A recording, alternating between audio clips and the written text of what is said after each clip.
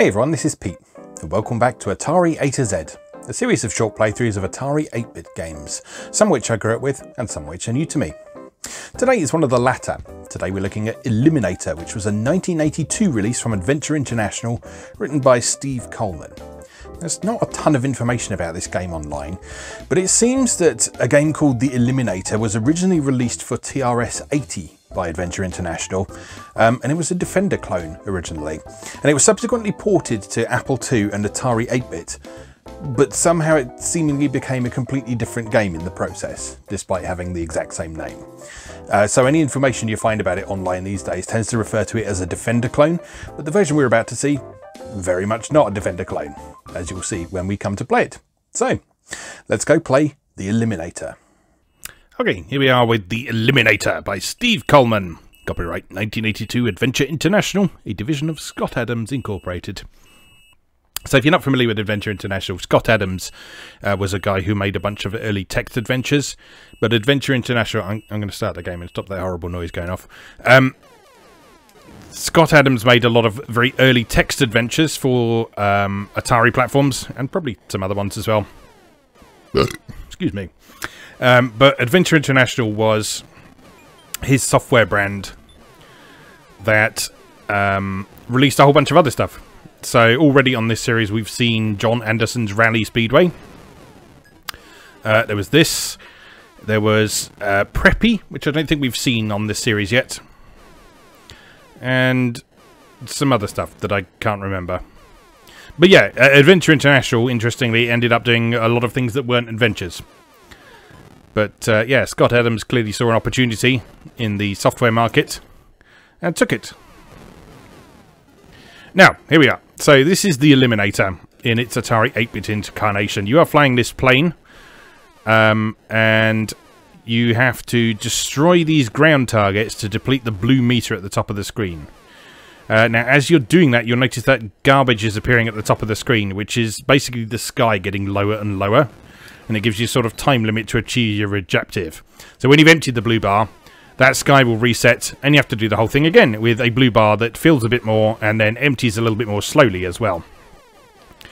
And that's pretty much it. That's how this game works. You work your way along, you shoot ground targets, you try not to bump into the aerial targets, or shoot those if you can, but some of those are a little bit tricky to get around. But your main goal is to destroy as many of those ground targets as possible. Now, the reason I said in the intro that this game ended up being a completely different game when it got ported, which effectively makes it not a port at all, is that the TRS-80 version of this was very much a clone of Defender, in which you were flying around and trying to prevent aliens from attacking these towers that you had on the planet's surface. Now, there's none of that in this version for some reason. It's just a straight horizontal shoot-'em-up, where you're working against a time limit and attempting to destroy ground targets. But there's a few interesting twists in this game that I really like. So for one, I really like the fact that you can shoot up and down in this. So rather than just moving up and down, you're actually raising and lowering the nose on your plane. And that's actually quite nicely animated if you look as well. There's a few frames of animation there rather than just flicking between up and down. And as you move up and down, it allows you to shoot up and down as well. So rather than just always shooting to the side, like in most horizontally scrolling shoot-em-ups, you can actually make sort of strafing runs in this at the ground targets. Or you can shoot at targets that are above you, like we just did there. And it just makes this game stand out a little bit more against a bunch of other sort of copycat things. Now, the horizontal scrolling genre was still very much establishing itself at this time, so we're still in the days where sort of there's not a lot of complexity to this. It is just shooting things and trying to not to crash into other things. But we've got a variety of different enemy types here. We've got some that burst in and then go back again. We've got some that sort of home in on your position. We've got some that go straight past you. We've got pairs of players, apparently.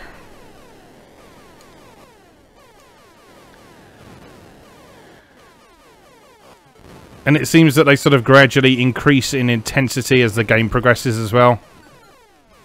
So you're having to deal with more things at the same time. I imagine there'll be a hard limit on that because it looks like they're using the Atari's hardware sprites, of which there's only 4 you can have on screen at once. So you probably won't be facing any more than maybe 4 plus the missile thing, because the missile thing looks like it's moving using character graphics. Ooh! Oh dear.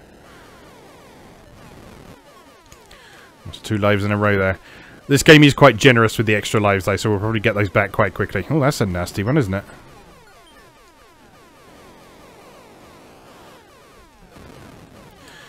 One thing I do quite like in this is the implementation of the score display. One thing I've always been very fond of in games is anytime you have a game that sort of, rather than immediately updating your score, it sort of incrementally updates it like this one is doing. So you score 5 points, but it counts up those 5 points one at a time. And in this game you've got that nice little sort of pinging noise while it's doing that as well. I've always really liked that for some reason. I think it's because it reminds me of old mechanical pinball tables. You know, the ones with like the rolling numbers rather than digital numbers. And it sort of makes me think of that lovely sort of clacking noise they make when you get a lot of points on them. Oh dear.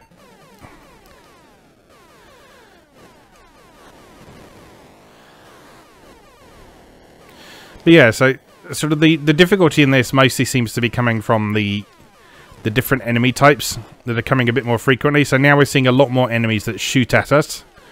We haven't seen that sort of rapid fire machine gun enemy again since. Not sure if the sky's descending any more quickly. But the blue meter is definitely longer with each stage, and I think it gets a little bit more difficult to empty as well. There's like less of it disappearing with each target you destroy. And by suggesting you'll need to probably work a little bit more quickly. But we're doing alright so far. Oops! Not if we get attacked from behind, we aren't. So yeah, that's something you need to be careful of in this game. I think collecting them is a good thing. It makes a funny noise anyway. Funny noises are usually good. Oh, 2 lives left. Oh no, 1 life left. I'm doing more poorly than I thought. I thought that was all over then.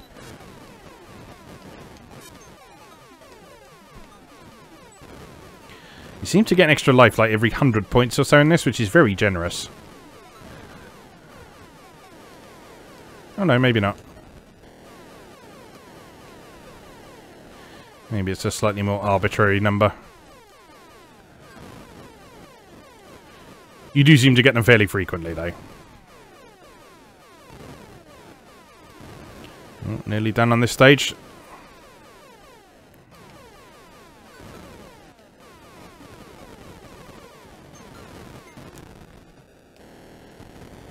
Oh no! It's all over. It is all over. Maybe we'll have one more go at that. This is quite a fun game. Congratulations, your score ranks among the top 8 of all time. To enter the Hall of Fame, type your name and press return. Pete. Accompanied by default cursor sounds. Alright, 1615. That's certainly well above HomeSoft. Because, yes, this version is from the considerable HomeSoft compilation of Atari 8-bit software that you can find online. Which, yeah, it's not a complete collection of Atari 8-bit games, but it is a great place to start looking for things if there's something specific you want to investigate and check those out. So just Google HomeSoft and you'll find a lot of stuff distributed as both disk images and as individual executable files for the Atari as well. So in the latter case, that means they can be loaded either directly into an emulator or loaded onto a flash cart that you can stick into a real Atari, which is always a nice option. I actually have one of those. I have the Atari Max, which has, I think, 8 megabytes of storage, which might not sound like a lot these days, but 8 megabytes, you can fit a surprising number of Atari games into 8 megabytes. What with a lot of them being 8K. Obviously there's exceptions to that with the sort of more elaborate stuff that came on floppy disk. But yeah, you can get quite a lot into an 8 megabyte flash cart, and that eliminates things having to worry about things like disk rot and disk drives failing is the main thing I tend to struggle with. Like I've got a lot of very old discs, and it's sometimes hard to tell whether it's the disk drive that isn't reading them properly, or if it's the disk itself that is just too old to really work anymore. It's not too much of a problem because a lot of the stuff that I've got on these discs I can easily find online again. But it is nice to just load them up from these discs because those are the discs that I grew up with, and I have fond memories of loading these up and looking at the multi-boot XL menus and yeah, admiring how pretty much everyone living throughout the Atari 8-bit era could have damn near killed the games industry with the amount of rampant piracy that was going on.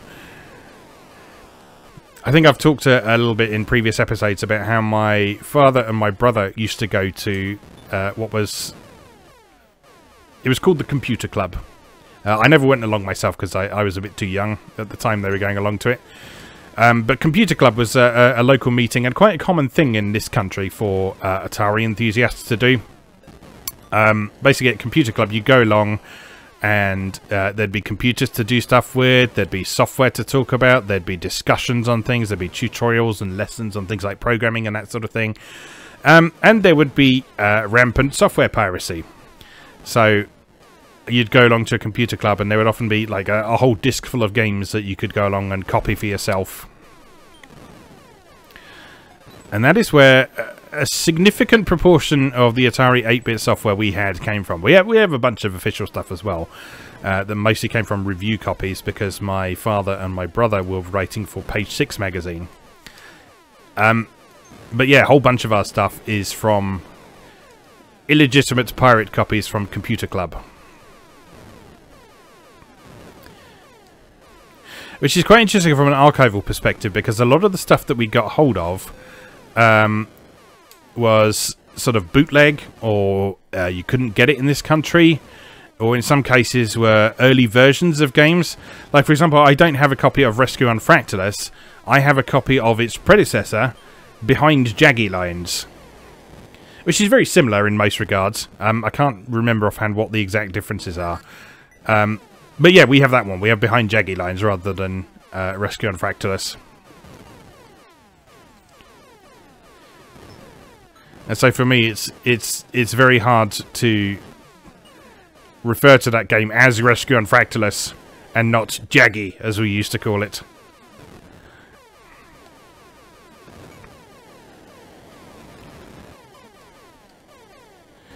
We're getting a lot of these little men dropping this time. I guess it's a specific type of enemy that drops those.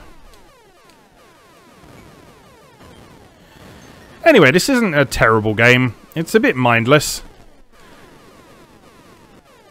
But sometimes you want that. Sometimes you want something that you can just sort of chill out with. And I mean, as you can probably tell from the fact I've been able to tell a few stories while I'm playing this, you don't have to think too hard about this game at all. You just have to keep an eye on what's going on. Get into a bit of a rhythm. And you're all good, really.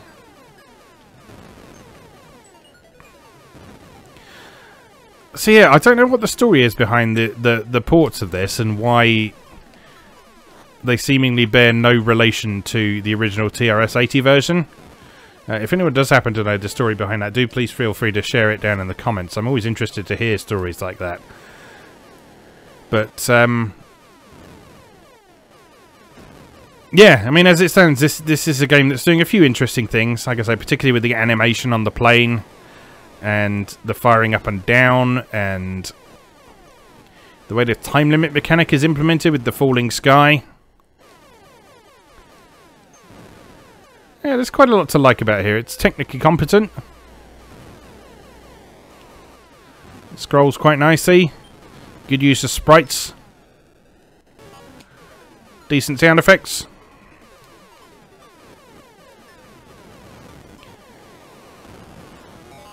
And as I say, I like the way it does score, which is always nice.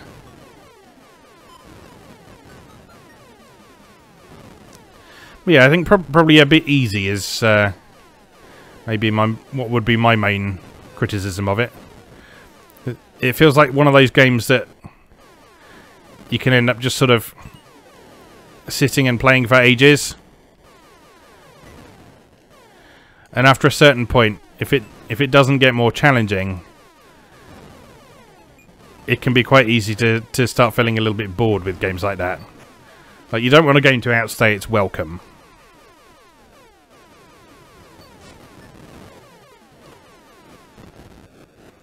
That said, you also don't want something to be so difficult that you can't get anywhere in it either. So it's a bit of balance.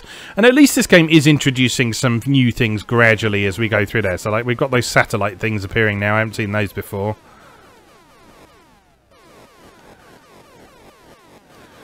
I've not seen that enemy behaviour before as well. Oh. Yeah, it is getting a little bit harder. That's good.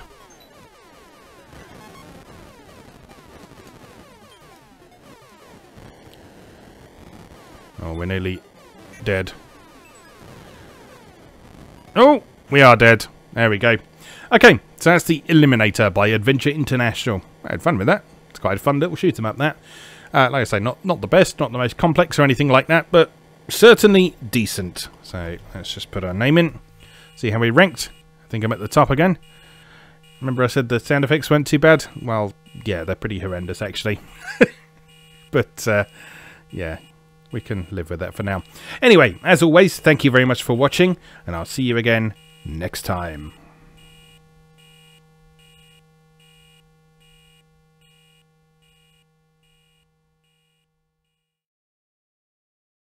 Thanks for watching. If you enjoyed this video, please help out the channel by leaving a like or a comment and subscribing. New episodes of Atari A to Z are on Tuesdays and Atari ST A to Z on Thursdays. Check out atariatoz.wordpress.com for a full archive. Do please also check out my other projects moegamer.net, where I explore Japanese and Japanese-inspired games from yesterday and today, and videopackgames.wordpress.com, which aims to catalogue the small but well-formed library of the Philips G7000 Videopack computer, also known as the Magnavox Odyssey 2. You can also support my work on Patreon or buy me a coffee. You can find links to do both down in the video description. Thanks again, and I'll see you next time.